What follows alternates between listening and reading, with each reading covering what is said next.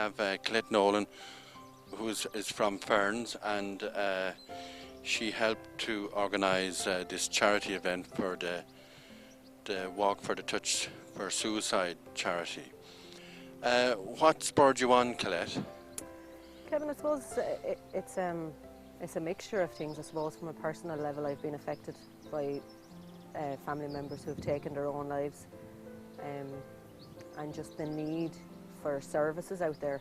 And some of the services that are out there have not gotten government funding. So to help with funding, we run charity events such as this walk, the Raven Walk for Suicide, and it's in aid of Touched by Suicide in Enniscorthy.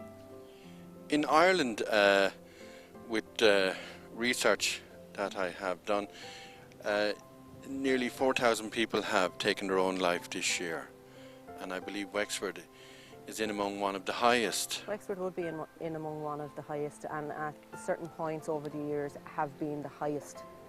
And you know, in your own opinion, what do you think would be the cause that for somebody to make somebody take their own life? There's a mixture of things, and everybody has different opinions of what causes somebody to take their own life, or what causes somebody to have ill mental health.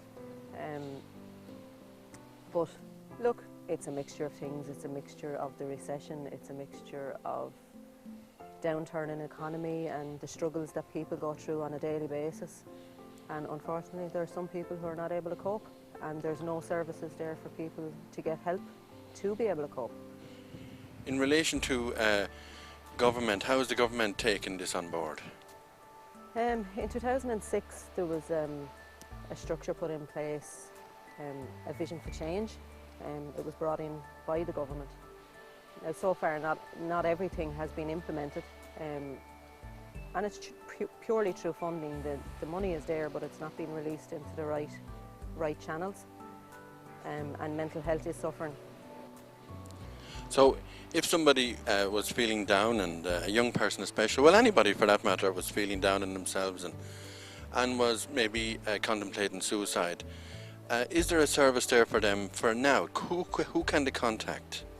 Well, there's various services, and I was giving out leaflets today outlining some of those services. There's Talk for Tom in Gorey, there's Touched by Suicide in Enniscorthy. They're all voluntary-based services. Through the HSE, you have a 9 to 5 service, but as yet there is no 24-hour service in County Wexford, which is something that we look to change in. What would you say to somebody that's contemplating suicide now? Seek help. Talk to anybody, your friends, even a stranger that you know that you can talk to, you know, even your local priest, your doctor. Go to your doctor. Ask for help.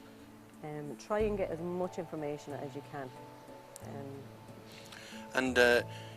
So your group, well, not your group, but the group that this charity is for, is Touched by Suicide. Where are they located? Touched by Suicide are located on Castle Hill in Enniscorthy.